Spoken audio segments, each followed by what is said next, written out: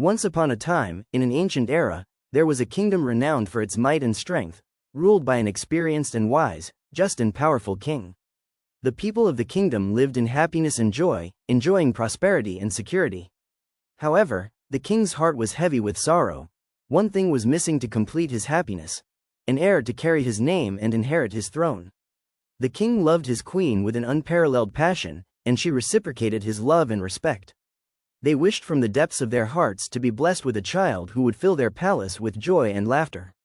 But fate had other plans. After numerous attempts and frequent visits to the best doctors and sages in the kingdom, their dream remained unfulfilled. One day, as the sun rose with its golden rays, the queen decided to stroll through the kingdom to forget her worries. She took her loyal guards with her and set off through the city streets, contemplating the faces of the people and listening to the voices of the vendors and passers-by. Suddenly, an old woman with white hair and a face full of wrinkles appeared before her, but her eyes gleamed with the wisdom of years. The old woman approached the queen and said in a calm voice, "My lady, if you wish to conceive, I have the solution." The guards were suspicious and tried to push her away, but the queen, with a strange feeling drawing her towards the old woman, ordered them to stop and said with a gentle smile, "Please, tell me what you have, good old woman." The old woman smiled and said, "Find a pitch-black cat and capture it. On the night of the full moon, sacrifice it and drink its blood, and you will bear an heir to the throne." Astonishment appeared on the queen's face, and she asked, "How can I trust your words? This might just be a superstition." The old woman looked directly into the queen's eyes and said confidently, "If what I say does not come true, you can capture me and imprison me. I am always here, wandering among the people." The queen returned to the palace with a mixture of hope and confusion in her heart. She decided to try her luck and ordered her guards to search throughout the kingdom for the described black cat. Days and weeks passed, and the guards roamed the neighborhoods and villages, but to no avail. The queen began to feel despair and decided to forget about it. On a quiet night, the moon was full, illuminating the sky with its silver light, and the stars sparkled like pearls. The queen sat on her balcony, gazing at the sky and thinking about her impossible wish. Suddenly, she noticed a slight movement on the edge of the balcony. She turned to find a black cat with gleaming eyes staring at her. She froze in place, unable to believe her eyes.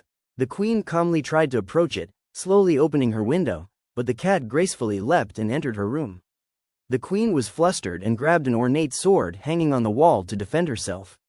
But before she could do anything, the cat spoke in a calm and reassuring voice, "Do not be afraid, my lady, I have come to help you fulfill your wish." The queen took a step back and said in surprise, "How can a cat talk? Who are you?" The cat smiled and said, "I am more than just a cat. I am here to help you, but on one condition." The queen asked, "What is your condition?" It said, "I will tell you in due time. You just need to agree."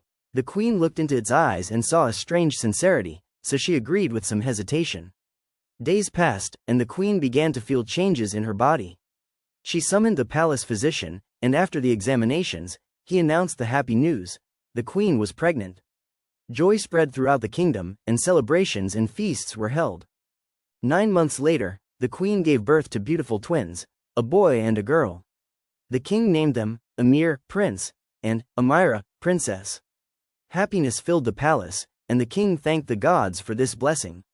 But on a quiet night, as the queen was singing to her children to sleep, the black cat reappeared. It said in a serious voice, "It's time to talk about my condition." The queen felt anxious and asked, "What is your condition?" It said, "When the children grow up, I will take the girl and leave you the boy to be the heir to the throne.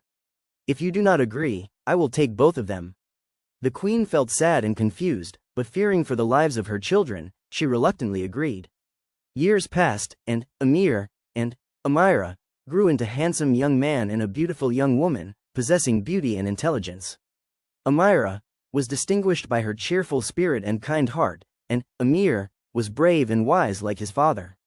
One day, as the sun was setting, the queen sat with her daughter, Amira, in the royal garden. She looked at her daughter, tears gleaming in her eyes.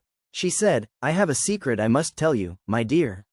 She recounted the entire story, and how she had made an agreement with the black cat. Amira was shocked, but with her deep love for her family, she said, "It's okay, mother, I will go with him. I cannot bear for any harm to come to you because of me." At that moment, the black cat appeared and said, "It's time to go." The queen hugged her daughter tightly, wishing the moment would last forever. A magical gate opened, and the cat and Amira passed through it to another world. When Amira opened her eyes, she found herself in a luxurious room, its walls adorned with golden drawings, and the ceiling studded with precious stones. She rose from her silk bed and looked out the window to see lush gardens and a palace beyond imagination. She tried to leave the room, but the doors were locked. She felt hungry, and suddenly a table laden with the most delicious food and drinks appeared before her. She was surprised, but she sat down to eat, for hunger was stronger than her curiosity. After a while, the black cat appeared and said, "I hope you have rested. My master will meet you soon." She asked curiously, "Who is your master? And why am I here?" The cat smiled and said, "Everything in its own time."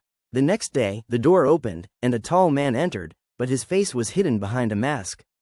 He said in a deep voice, "Welcome, Amira. I am happy to have you here." She felt confused and said, "Who are you? And why am I here?" He said, "You will know everything soon. I hope you enjoy your stay." Days passed, and Amira wandered through the palace and gardens, but she could not leave its walls. She began to feel lonely, but the masked man visited her daily, and they talked about various topics. He was cultured and intelligent, and gradually she began to feel comfortable with him. One night, Amira decided to ask him directly, "Why do you hide your face behind this mask?" He sighed and said, "It is a painful secret. I cannot tell you now." Amira felt sympathetic and said, "You can trust me." The man decided to reveal the truth to her. He slowly removed the mask, revealing a disfigured face. Amira trembled for a moment, but she composed herself. He said in a sad voice, "I was a handsome young man, arrogant about my beauty. One day, I refused to help a poor old woman, so she cast a curse on me that transformed me into this form. The only way to break the curse is for a girl to truly love me, despite my appearance." Amira looked into his eyes and said, "True beauty is the beauty of the soul. I have come to know your pure heart, and that is more important than outward appearance." The man was touched by her words and felt hope creeping into his heart. As time passed, their feelings for each other deepened. On one moonlit night, Amira felt a longing for her family and freedom. She decided to try to escape the palace, so she waited until everyone was asleep and crept through the quiet corridors. She found a back door leading to the forest and began to run through the trees, hoping to find a way to her kingdom. But the forest was dark and scary, and she heard the approaching howl of wolves. Before she realized what was happening, she found herself surrounded by a pack of hungry wolves. She tried to retreat, but the wolves slowly approached her.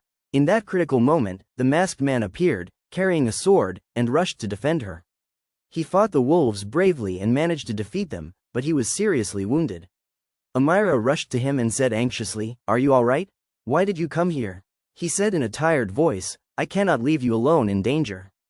Tears began to stream from her eyes. "I'm sorry. I didn't mean to cause you harm." She helped him up, and they returned together to the palace.